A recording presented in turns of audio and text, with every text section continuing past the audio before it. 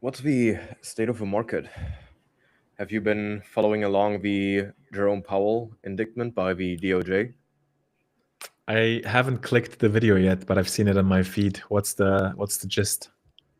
Well, it's pretty Banana Republic type sheet. I mean, basically, the DOJ is suing Powell over all of these Federal Reserve office building renovations or something. But basically, it is lawfare because he is not lowering interest rates as fast as the current administration would like them to be lowered. At least that is what he implies, and that is what many other people imply. The video itself is not really that spectacular. The significant thing about it is that he, as a Fed chair, is like explicitly standing up to the administration in a public fashion, which I think overall is respectable. And I would say that Jerome Powell, even though I mean many of us in crypto, I guess including us, are not the biggest fans of central banking and the Federal Reserve itself, most people in the finance, econ, crypto Twitter bubble can agree that Jerome Powell has done quite a good job over the past few years in like, fulfilling the tasks that the Federal Reserve is mandated to fulfill, and also in his communications, I think he's been a very direct, honest, and actor with integrity. So I kind of find it sad to see him go in April or May when his term ends. It definitely is the end of an era. The US seems to be in a lot of inner conflict right now. I mean, that is nothing new. I think that has existed all the way throughout 2025 already. This is just continuation. I also don't think that this ICE shooting is like anything breathtakingly new. It's just another unnecessary tragedy in a very polarized, very split apart society. I mean, it accelerates the overall trend of division, and yes, there is a chance that could unleash into civil war or whatever. I have personally held the stance for a few months now that I do not think that there is any path to reconciliation between like the I don't like to use these terms, but basically between the political left and the political right in most Western countries. I think in the US it is the most extreme way, but also if you look at Germany or some of the other European countries, I personally find it very challenging to see any path how like compromises can be found, how a debate culture that is honest and open can be restored without like all of his frustration out of his without all of his anger just like releasing somehow. Because if you talk to people, like if as soon as you try to be somewhat differentiated, you get punished by both sides.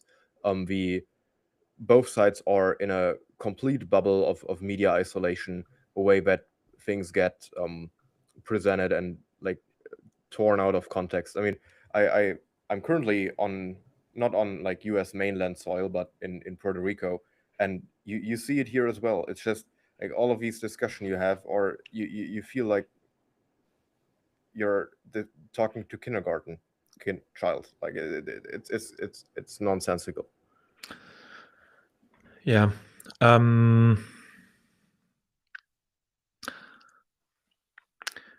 This is the type of stuff that made me off ramp and leave traditional news and media, because it's like so depressing. Like clearly there's no intent of murdering any officer. She was just like trying to drive away, and then like the way you get slaughtered for that. I'm not talking about like the instrumentalization of the left or whatever. That's clearly I couldn't care less about that. It's just like that's what's kind of like the value of life. You know what I mean? Like if the value of life is that low, and you make up arguments of like officers' lives being threatened or whatever, it's which is like complete bullshit. It kind of frustrates me a lot, which is why I default to not wanting to consume that type of stuff and just like focus on what's in front of me. But yeah, I don't know. I mean, you're right. It's been chaotic in the US for a longer time. However, I feel like the chaos is at a local maximum again. How do you think this whole stuff is going to unfold, though? Like, why would it peak now, and how would it reconcile, or how would it calm down?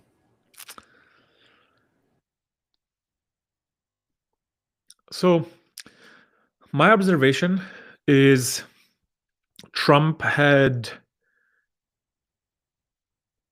a decent amount of support despite all the tariff bullshit and crime and whatever is going on, because the supporters kind of like are diehard Trump supporters. But I feel like that's the type of thing as an American where you say, okay, like that's too much. Like I'm a Republican, and not me, but just like in general.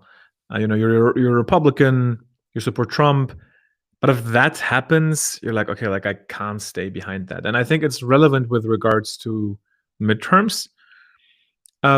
It also creates an attack vector for the opposition and foreign forces to plant 2, 3 more of these cases. And I think then the midterms are kind of like more endangered. That's my read. I don't think we're there yet, but I'm seeing kind of like it always starts with like small things igniting, catching fire, and becoming big. I also, it's not at like George Floyd levels or anything like that yet, but I don't know. It feels like it's things are at risk right now. So I'm kind of closely watching, observing situation without trying to consume too much media every day. But yeah, it's wild. Do you think this is actually affecting markets, though, specifically US markets? I mean, as long as this doesn't spiral out into a civil war, yeah, I mean, it is societally undesirable, but is it relevant for financial markets in the grand scheme of things? I kind of don't think so. I do think so. I think there's different things. So first of all, there are definitely groups, like I'm hearing more and more from certain sub kind of like subgroups, let's say, that there's discussion about like getting armed for a doom scenario. The other thing is like if you look at the markets, I think gold and silver going up that much is probably the symptom of it. I think otherwise there would be slightly more confidence in the stock market, although the stock market is doing perfectly fine. But I think like gold and silver are surprisingly high right now, and I think that's probably the kind of like best indicator for unstable times.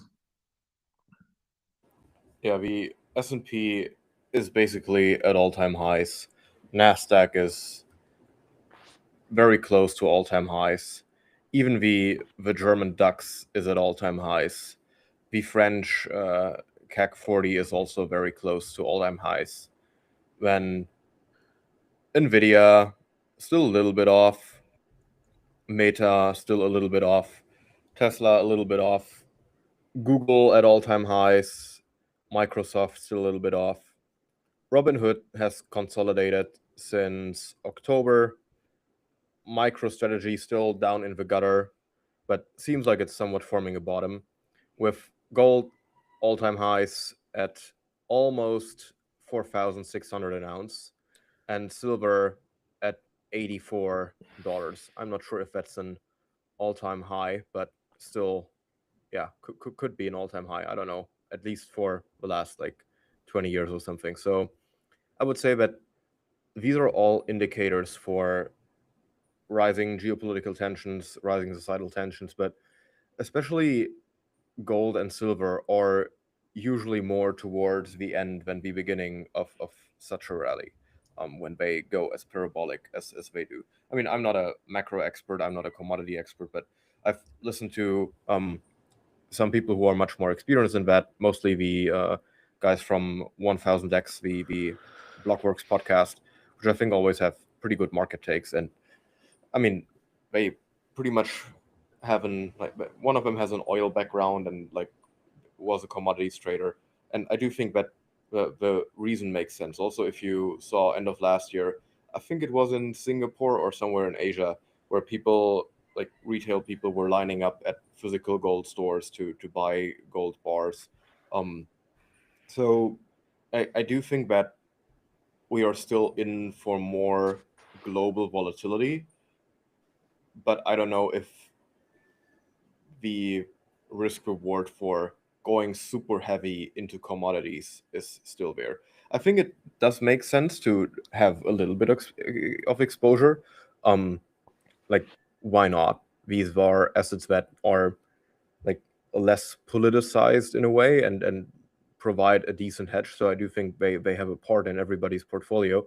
But like, at this price, I don't like I wouldn't want to put like 30-40% of my port into gold. Like, No way. Yeah. that's like buying Bitcoin all-time highs. It's the risk reward is not there. Long term, fine. Short term, agree. Not a good strategy, probably. But you know, we spoke about this earlier. It kind of depends on your port size. If you're managing 7-8 figures, it's kind of significantly different than if you're managing 5-6 figures. If you're managing 5-6 figures, I'd say, yeah, like things like gold right now don't make any sense. It's like all-time high. You'd rather wait for consolidation, pullback. If you're managing larger amounts and you're thinking like 30, 50 years time horizon, probably doesn't matter. You can just like keep DCAing. Anyways, like I'm kind of lazy with these things. It's like I'm sure there is a good way to make sense of everything. I'm just like not there mentally, because like I'm focused so much again on like what's in front of me with regards to things I want to ship.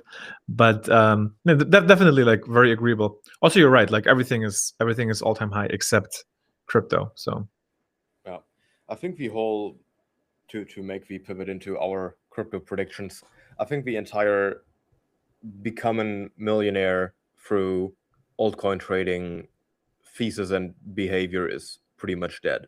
And I still don't think that it is going to return, because people are way too concerned about other things right now. It's like they want to get by somehow. If they, you know what, the significant difference to 2021 is that in 2021 you at least had some initial success when you tried doing that, or at least a significant fraction of the people who tried to make money with crypto had some initial success, which then lured them into doubling down, and eventually most of them still lost out. But at least there was a point in time when they were up significantly. Whereas in 2025 and 2026, you don't even get that initial win in the casino, which makes the entire casino operation very unattractive. So people pivot elsewhere. And I also think that in the younger generation, so like people my age and younger, there is somewhat of a counter trend and a resurgence of wanting to build something real. Like, I don't know anybody who genuinely in my age cohort genuinely enjoys like working on only digital stuff, because it is all very temporary. It is all very like, it is self-created solution to a self-created problem in many cases. And I think the meaning and joy that people can derive from doing something physical, maybe not professionally, but maybe as a like side thing, is just much higher. And people are deprived of like any real world experience. And I think that there's a big counter trend emerging in 2026, which will translate into less trading activity for these super online and super crypto native assets. agree. The one thing that I think applies to many subcultures or sub branches, basically something is happening which is fairly hard to predict. Like, think of the initial rise of Bitcoin. Like, who predicted that? No one. People that forgot their keys got crazy rich, or they didn't find the keys. And then there's like, programmable stuff came up, Ethereum, and then like early ETH crowd. But like no one saw that coming. And then there was like 500 copycats that tried to copy ETH. That basically all went to zero and failed. Again, the next kind of like fast execution thing that succeeded in my like fast forwarding, skipping a bunch of things, obviously, was Solana. In between, we had like VC raises of things. They were all down only. Retail suffered a lot. Then we had meme coins. Meme coins like initially super interesting. Had like some of the original crypto ethos, which is why I got interested in them. Now pure extraction schemes. It's like you don't even have to like. It makes zero sense to look at meme coins because there's a 98 minimum, but I think 99% chance that it's a designed extraction scheme. So when something happens for the first time, it's interesting. But when there is copycats that try to formalize into a category, it's mostly bullshit. And that's why it's really hard to catch a good trade, because you have to be really deep in something. I mean, GME and kind of Roaring Kitty is a good example. Like, no one cares about your story until you win, basically, right? So he was like probably a no one, small subredditor. But after he won, he's like goated status and now has followers. And people try to do the same. Like, people try to like look at other stock and made similar posts, but it's not the same. Like it was just like an attempt to copy. Also, it attracts beta players, if you know what I mean. Like, the first movement usually comes from like A-tier players and people who really like don't care about like a trend or following a narrative. They're like original thinkers. But once their thinking gets validated and materializes into value, it attracts a lot of like B players, C players, a lot of like copycats, and then it's like usually then that's also when retail comes in, and retail is like, oh, like this is all bullshit. Anyways, long-winded way of saying, 100% agree. The altcoin trade is dead. It's been dead for at least 2 years, in my opinion, and exceptions, I would say, validate the thesis. Obviously, there's always going to be exceptions, but it's like 1 in a million, literally. And even like prediction markets, right? Like, if you start getting into prediction markets to build something, it's cool. If you start to get into prediction markets to make money on arbitraging different markets, I would say it's already late, because that was like the edge was a couple months ago before everyone vibe coded a prediction market arbitrage bot. So agree with you. I think crypto is like in a crisis. Many OGs actually, and this is personally disheartening for me as well, having been in the space for over 10 years. But many OGs throw the towel and basically acknowledge that crypto is filled with scammers and like stupid people who just want to get rich quick. Very little of the original ethos left. And if at all, you'll find it in like Bitcoin or Monero, but not anything fancy. Maybe let's go through the price predictions of a couple of the major assets. There are poly markets for quite a few. I've looked at some of them heading into the episode. So let's start with Bitcoin. Is there anything you think is mispriced in this market, or what is your outlook for 2026? I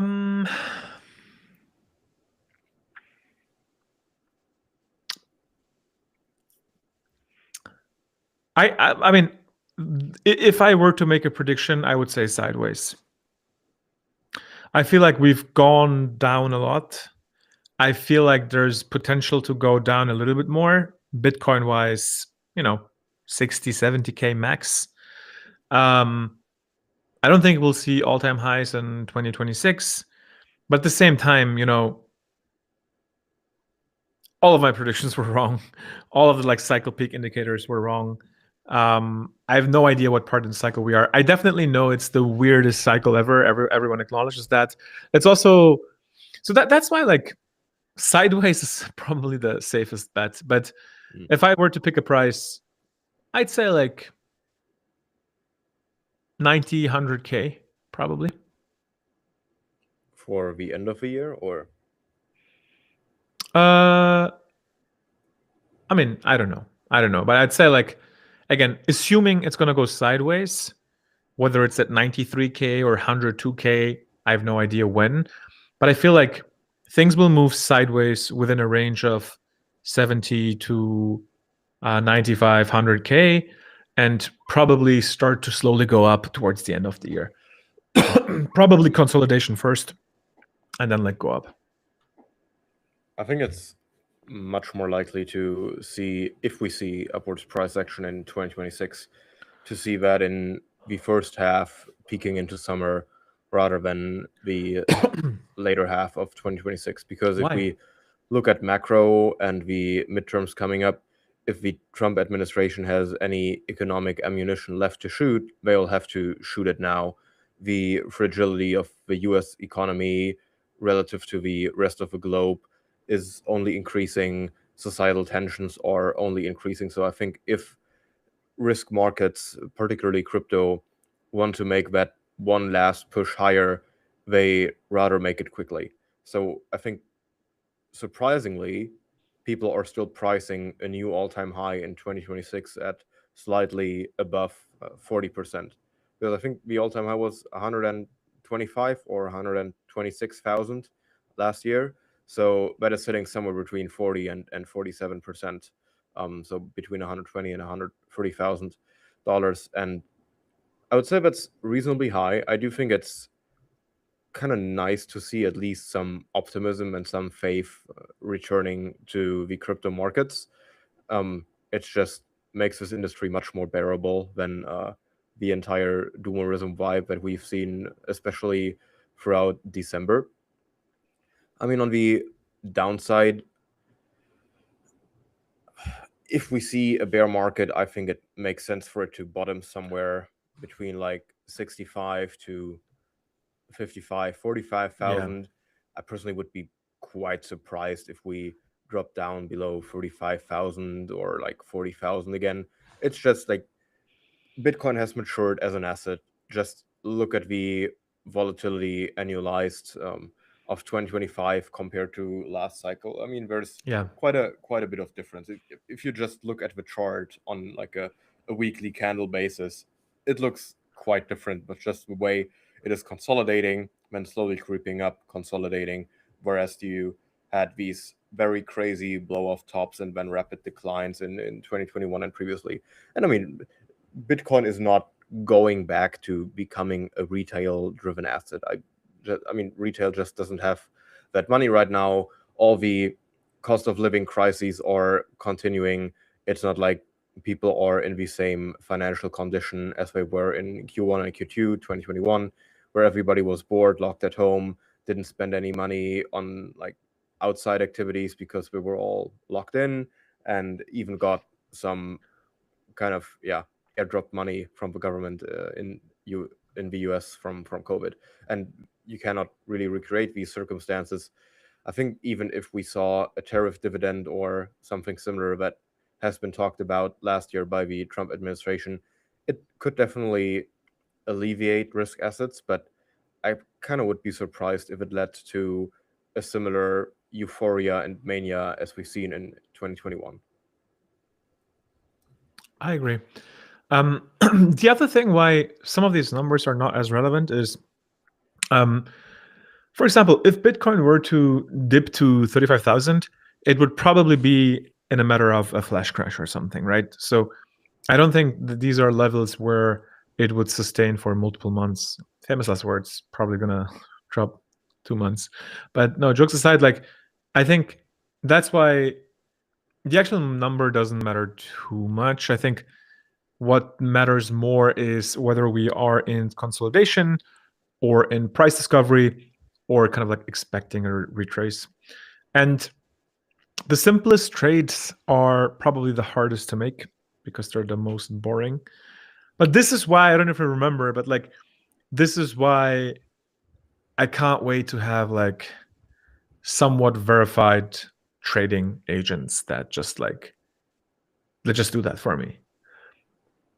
Like I feel like that should be a zero-sum game in the sense that like, I mean, zero-sum game is not the right framing here, but it's nothing I want to think about. It's just like, you know, I don't know. I find it weird that I have to explore whether I put my money in Aave or in another yield-bearing contract, or I put it in T-bills, or I wrap it in something fancy and put it on another ecosystem to farm points. It's like this.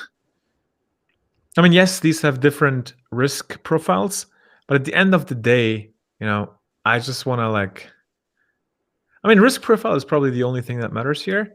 But assume there's like 2-3 different risk profiles. I just want to fire and forget. And like one thing that a friend told me the other day, which I wasn't really aware of, but like imagine how much yield is left on the table by just holding USDC. Like if you would take your USDC and mint max USDC or like max USD, you would earn 3.8% on it just from like treasuries, US. Obviously, like again, with 4 or 5 figures may not be the most important thing. But if you're trading larger amounts or you're managing larger treasuries, it's nuts to hold USDC. It's literally crazy. I think this is a little bit overextended because most of the stable coins held as a completely liquid asset are held as a completely liquid asset on purpose. And these 3%, if you are any actively trading institutions, like it doesn't really make the cut for you to like try to lend that stuff on Aave or something if you needed to shift around margin or just to have it like as a backbone of liquidity. That's not what I mean. That's not what I mean. What I mean is Circle is making the yield. And there are solutions which are highly liquid where you just mint max USD, which is just a token representation on chain, and you are getting the yield, and it's highly liquid.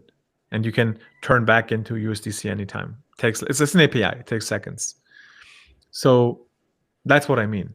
I'm just talking about like the stupidest US Treasuries yield that doesn't require anything instead of holding pure USDC. Yeah. I mean, if you look at DeFi Llama, I do think that the market cap of like on-chain yield-bearing stablecoins has increased quite a bit in 2025. I think the most prominent one in the past has been Ethena, that has obviously decreased quite a bit over the past.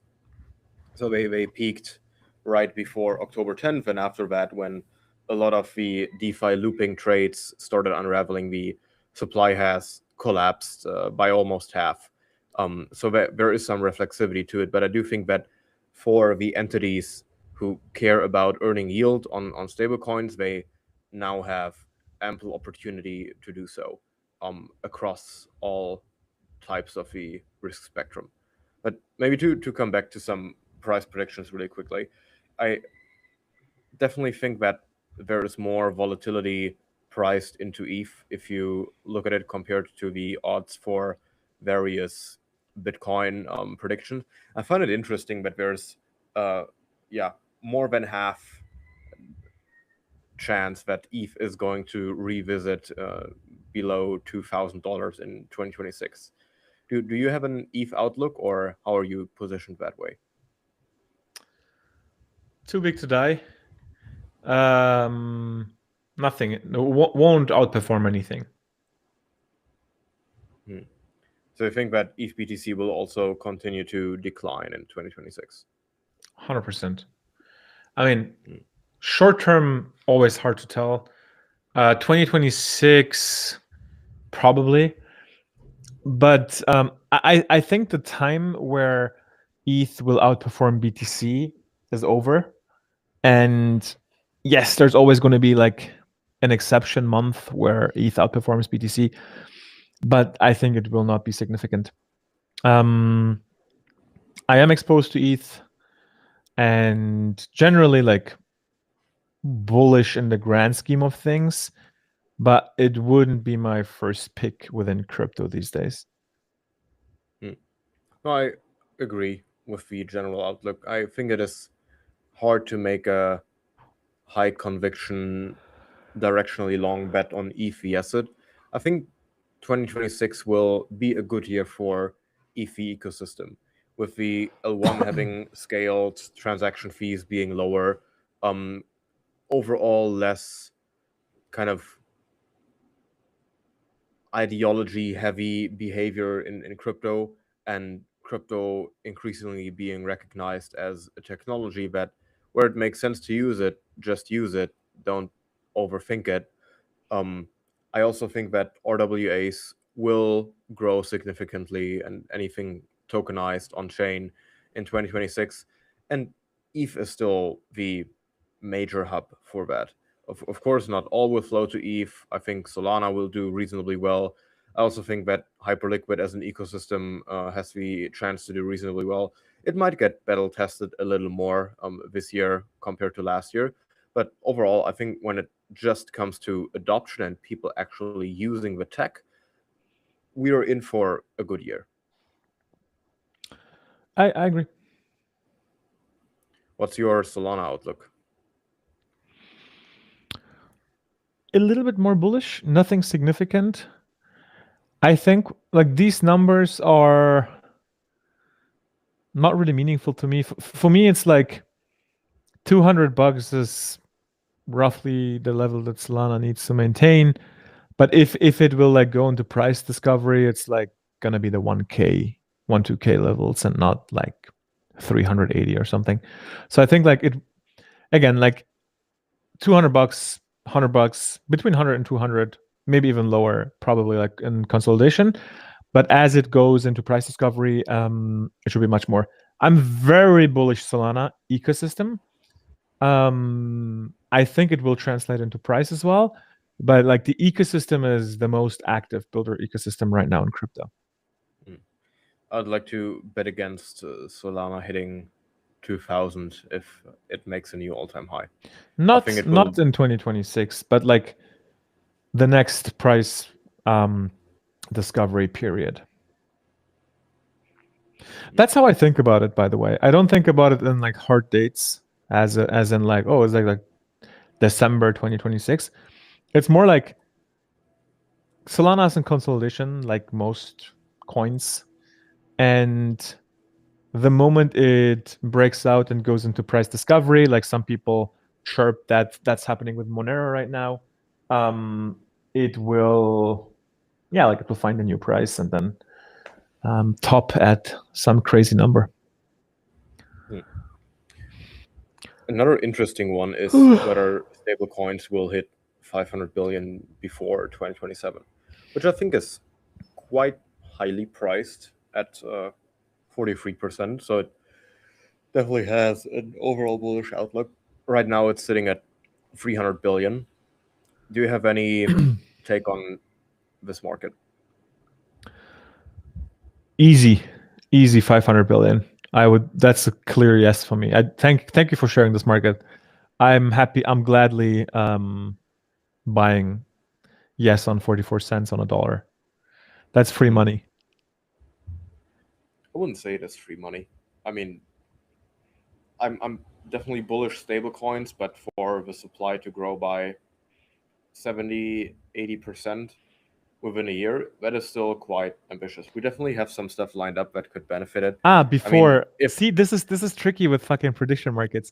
Before 2027, I thought like it includes. I mean, it includes 2027. No, that's pretty clear. It is within 2026. Yeah, I know. That's settled. It is clear at a second look, but like first look, I was like, oh, like in the next 2 years, 100% yes. The thing is, we have technology now. So the example I gave you wasn't cap. You can mint Max USDC or Max USD through an API. And it's not so interesting if you convert USDC into Max USD, since it's like it's a zero sum game. However, we obviously need net new traditional dollars entering crypto, and it's kind of hard to tell if it's going to be over 500 billion, but generally, like, the number will quadruple in the next years, probably like 10x in the next 5 years, in my opinion. I find this a hard market to have conviction on in either side, because if it was just dependent on is whatever large bank starting to issue a stablecoin, so when it is more geared towards the crypto native usage of stablecoins, I am somewhat skeptic that this will hit 500 billion in 2026. However, since that would also include Scott Bessent and the US Treasury starting to issue tokenized T-bills wrapped as a stablecoin, I mean, they could issue 500 billion of that in a week, and that market would be settled. Or if suddenly some major bank starts to tokenize all of their money market funds with like a stablecoin-esque instrument, I think in that case it would be very easy to hit the 500 billion mark. The other day I saw an interesting tweet, which was something along the lines of like, prediction markets will never work. It's all insider information. And then someone retweeted that saying, that's the point. Like, the point of prediction markets is to get as close to the truth as possible, regardless of whether it's insiders or it's kind of like publicly available information. And I thought that perspective is interesting, because if you're an insider and you have access to privileged information, you will 100%, I mean, not 100%, but like, it's the rational thing to do from a commercial perspective to play the market. And yeah, it's highly illegal and so on. Like, I'm ignoring that obviously on purpose, but like, I feel like it's a good market to watch, actually, the prediction market one. The stablecoin one, sorry. What's this? What is your outlook on prediction markets as a sector for 2026? I'm bullish prediction markets. I've been bullish prediction markets before the hype. Prediction markets. So in my mind, crypto is not rocket science. Crypto will not revolutionize much, other than it is the best technology to price things. So things is very broad on purpose. Things can be RWAs, securities, tokens, attention, my time, whatever. But I think it doesn't make sense for certain things to be a token. For example, like what we're looking at right now. I mean, there used to be like 10 pump fund tokens for that, and probably there still is. Every word out of Trump's mouth is a token. That's so stupid. Like, that doesn't make any sense. Pricing what he's about to say makes sense. And pricing the implications of what he's saying also makes sense. But these should be prediction markets. So that's why I'm generally bullish prediction markets as like a crypto-enabled vehicle to price information. I agree. I'm not sure if the valuations and just the general hype and excitement around prediction markets will continue to grow to the same extent as they did in 2025, but the paradigm of them and their mechanisms, I think, will just grow in societal relevance. I mean, we are living in a very fast-paced world where now also with the rise of AI-generated content, there's not really any bullshit tax to people spitting stuff out and not bearing any consequence. So the ability to put your money where your mouth is a very valuable one. And I do think that prediction markets are exceptionally suited to run on blockchain. So I'm personally very, very optimistic when it comes to that sector.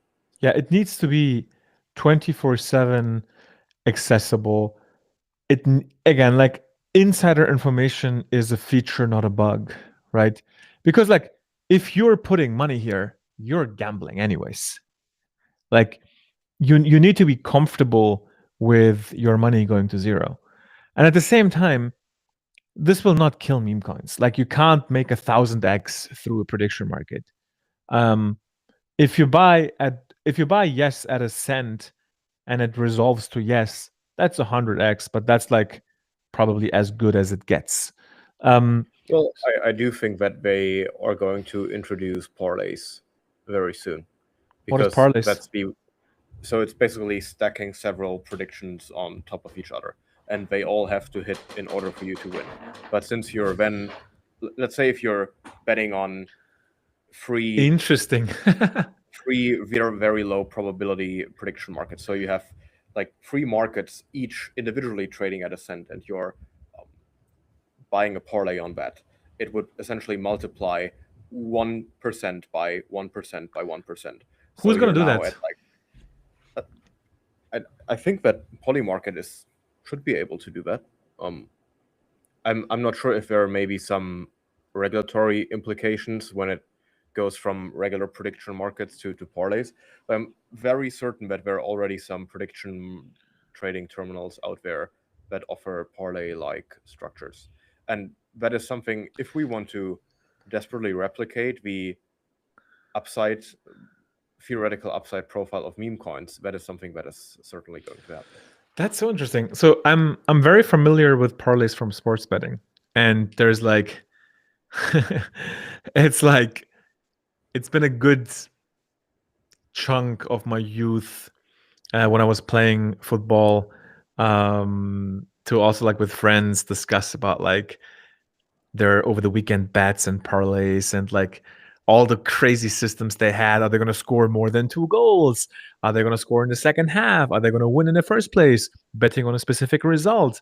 And then like having these crazy parlays, which was like 10 different things. And if you would hit the lottery, you'd win like $500,000 or something betting $5. So I'm very familiar with them in sports betting. I didn't even consider it in the context of prediction markets. I mean, that obviously verifies the thesis that it will be prediction markets are pure gambling, because that is kind of like the father of gambling, in my opinion. Interesting. Do you have any sector you think that will be the big winner and one that will be the big loser of 2026? Yeah. I think the irrelevance of VC-backed layer 1s, layer 2s, weird random ecosystems with arbitrarily obfuscated value propositions will go to zero. I would bet on innovation and capital to continue to form around Bitcoin, Ethereum, and Solana. I would also bet that the base ecosystem, because of the support for Coinbase, will continue to sustain, although I still think it's the least organic one. Prediction markets will continue to grow. I think we will see more and more third-party front ends and products built around prediction markets. I kind of feel like vibe coding could lead to the revolution of new front ends, because it's very complex to build a full stack system. It's relatively easy to slap a JavaScript front end and like in front of some existing smart contract program or whatever you want to call it, chain. So I feel like we're probably going to see single person companies that are essentially just crypto front ends that do something really, really cool, which are just like a JavaScript app with a database, which provide like an experience that we haven't seen before. That I also think will lead to the continuation of M&As. There's a ton of like bullshit crypto projects that raised money that don't have PMF, and I think the M&A will continue.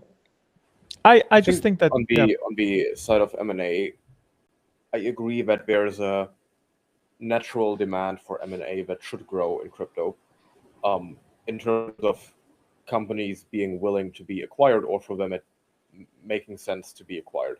On the other hand, what I still struggle to see is like who would be willing to acquire them.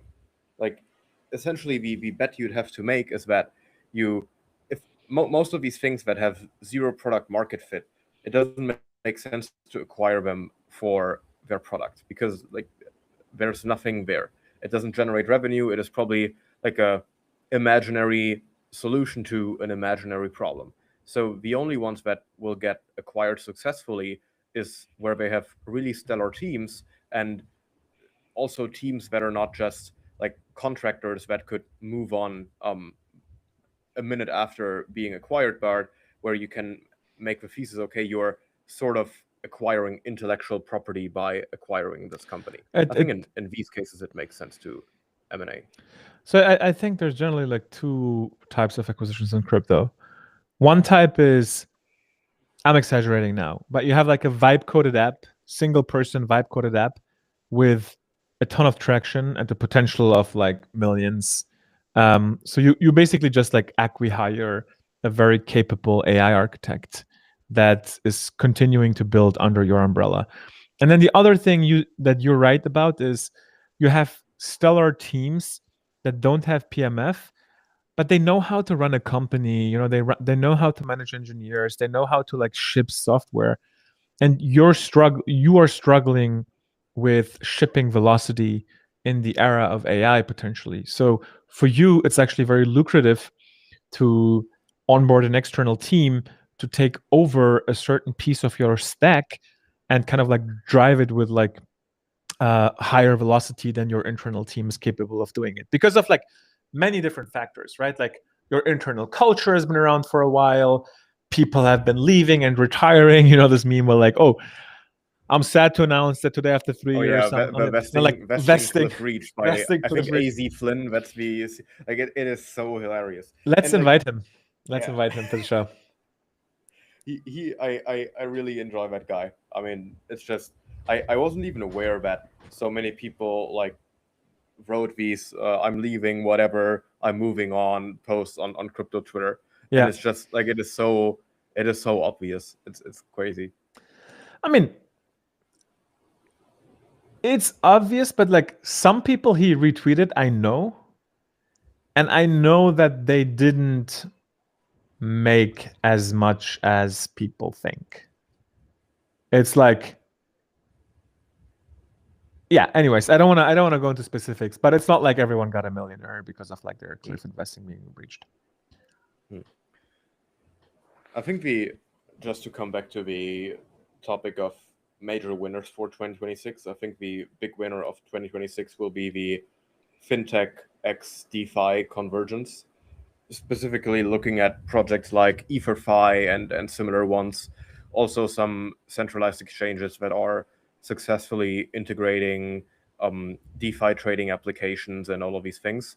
That sector basically runs all major trends that have been growing in 2025 and is just taking them to the logical conclusion. We finally established as a consensus that crypto is most suitable for financial applications.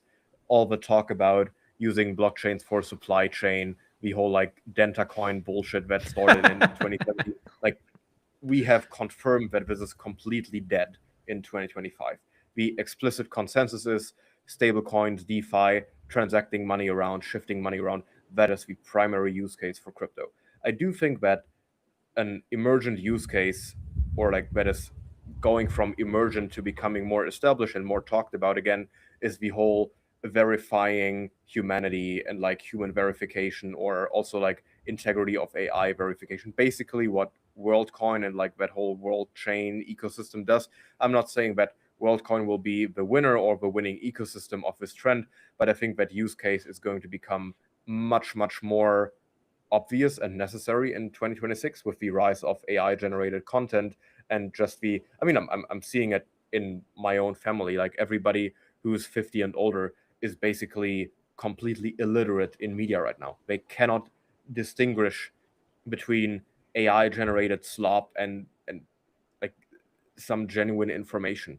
It's like it's insane. I see them like watch Facebook Shorts or whatever that is called at the breakfast table, and it is some AI voice like telling them the most obscure bullshit, and they take it for granted. It's just like there needs to be some type of verification in place. I think blockchain is suitable for that. But yeah, coming back to fintech X, DeFi being the big winner, you see it with Stripe, you see it with like Revolut, Robinhood, etc. You also see the crypto native players like EtherFi. I do think that they are going to be the percentage-wise biggest profiteers off of stablecoin growth, DeFi front ends getting abstracted. I think on the DeFi side of things, Morpho is an interesting one to take a look at. I also think that Pendle is still, out of all the DeFi primitives introduced over the past years, among the most interesting ones. I also remain bullish on things like Infinify for the more DeFi native yield farming side of things, because like they were the first ones who effectively introduced duration risk, and I do think that was just that was a 0 to 1 unlock in that fashion for DeFi, and they're still the ones who have captured that market. But yeah, on the big loser side, I'm not that confident. I mean, of course, there are various sectors which will just continue to fade into irrelevance. May it be layer ones, may it be infra stuff.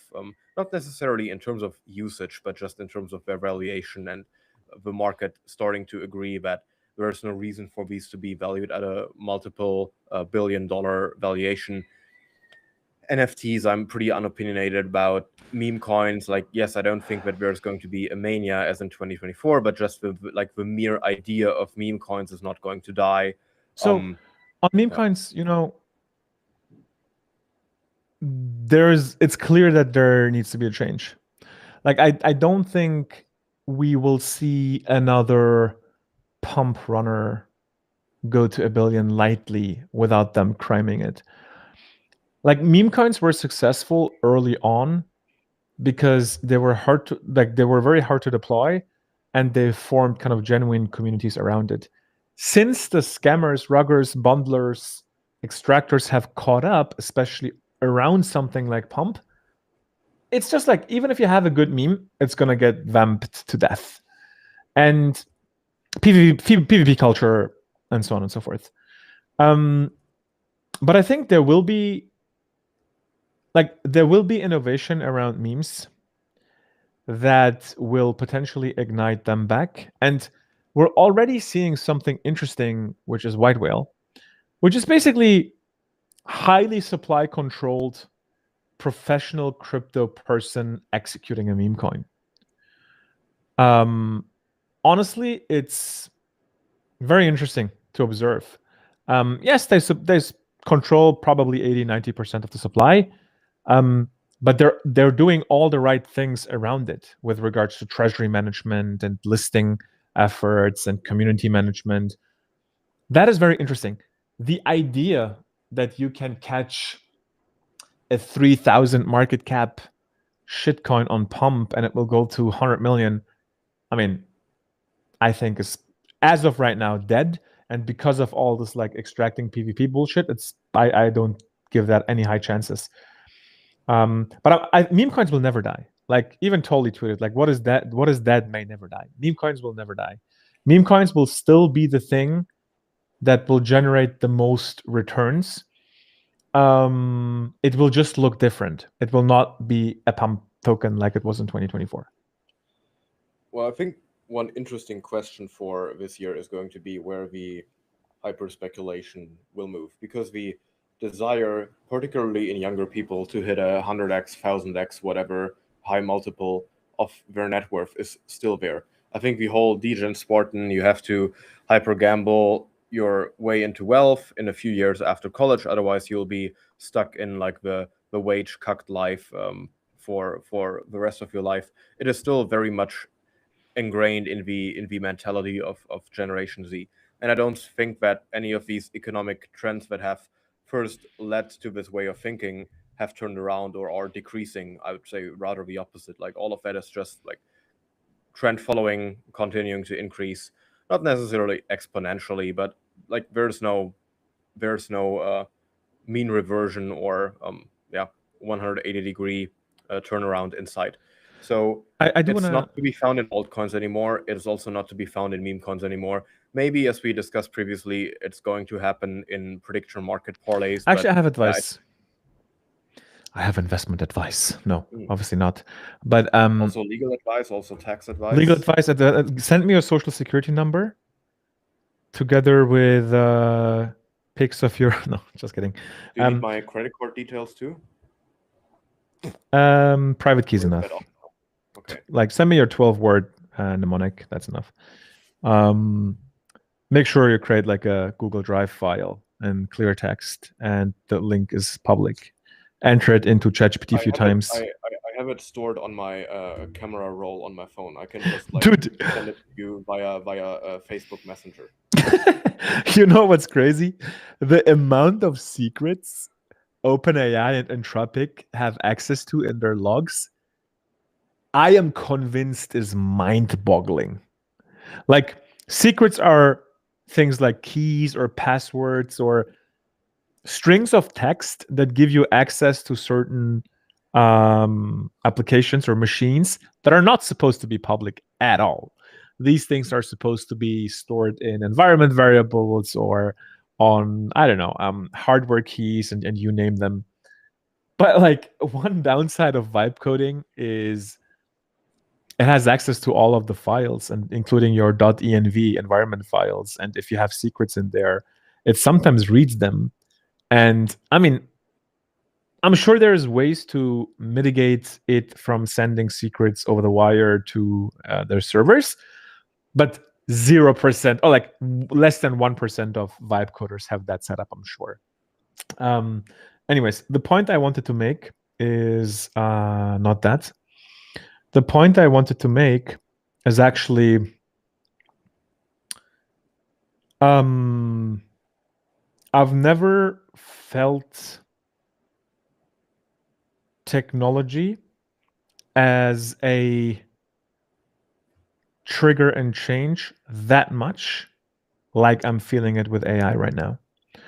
I was too young for the first industrial revolution, obviously.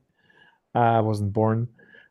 For the first internet revolution, I was a child.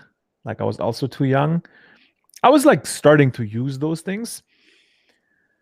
But now in my professional work, I've never felt the same level of this disruption like I felt in the last 6 months, I would say. And I feel extremely enabled and extremely bullish for the future. But the skill set that will be relevant will change drastically. This idea that everyone should be a software engineer, I think now comes to fruition, although it's not becoming a software engineer, it's becoming a builder or like AI architect or AI user, whatever you want to call it. But this is, I think, the era we are stepping into. We are stepping into the era of the builder. And I don't want to like belittle it with calling it the idea guy or whatever.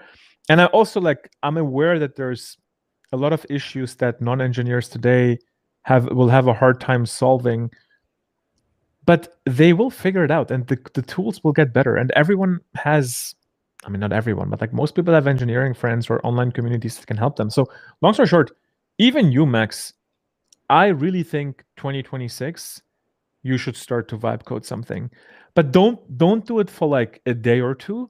Try to do it for a month or two and build something slightly more complex. And don't copy what everyone is doing. Like, don't do like a trading bot or like some dashboard for crypto or what everyone is doing. do something that like no one thinks about, like something that is very specific to you, whether it's how you process information or how you produce even this podcast, or I don't know, like hard to tell. But that's my like strong advice to everyone. Like you should vibe code something this year, ideally as soon as possible, because it's very, very real. And yes, you're gonna send me the localhost link for me to try it. That's the meme, right? But that's fine. Like people will learn along the way, and tools will get better. But I'm extremely excited about that. And I think agentic commerce is real. This is what we discussed last time. But like agentic commerce and like building for an agentic future is real. And I'm very excited for the era where non-engineers are able to build things because they just think different. So you think the path to at least reasonable wealth in 2026 will not be altcoin trading and launching your own token, but launching your own vibe-coded project? Yes, but only if you're Frank D. Gods and you've scammed 50 million NFT sales before. No, jokes aside, this is the other thing I wanted to say. The best time to enter meme coins is now. If you look into the meme coins that were launched in the last 3 years, and you look into the ones that aren't dead, so not like anything under 100k market cap is, I think, like not qualifying for this. Ideally, like at least 1 million market cap. Like looking at coins between 1 and 10 million market cap of very active communities that aren't dead, where the chart looks like strong consolidation happened already and now it's accumulation slowly going up. That's how you make it in meme coins, and not buying the peak at top when everyone talks about it, obviously. So I don't recommend buying even white whale here because it's supply controlled. You never know like when the selling cascade happens. But I actually recommend looking into good projects that didn't give up yet. And most gave up, by the way. Most gave up. And if it's like one person still tweeting about it, that's not what I mean. What I mean is like the projects that, I mean, look into their X communities. Most have like X communities now and Telegram groups and potentially Discord groups. If there's multiple people posting a day, rallying around like a small initiative, generating content, all while not being paid, this is very important. I think it's a pretty decent entry for like decent 10 to 100x trades in the next thing, because again, meme coins aren't dead. And yeah, buying at like a minus 95% is obviously, I think, the best time to buy. Minus 95, I guess, is the optimistic case. Most of them are minus 98, 99. If it's minus 99, there's a good chance it's dead. Like Joe Biden, you know. Oh man, easier times. That's nothing I would buy. It's just because like it was a temporal narrative, and like even AI16Z, like those are the two examples where. So wait, let's check Geo Bowden. It's at 1 million market cap, but it was at. This is very important. It was at 1 billion.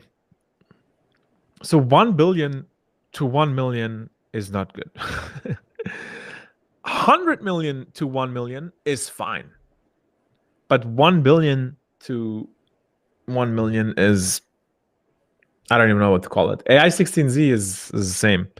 So AI16Z, 2 billion to 1.6 million. What the actual fuck, man? Like, nuts. This is wild. Like, I mean, the good thing is like it's probably the bottom, but like it's not gonna do anything, I think. Yeah, that's the thing. Where's SPX at, by the way? I haven't checked the price in ages. I still think that it's somewhere in the 550. 550. Still decent. I was on my computer when Murat shielded. And it was at 10 million, 10, 15 million, something like that. And I was like, I missed it. Fuck it. And then it kept going up and it just didn't stop. And it was like such a weird experience.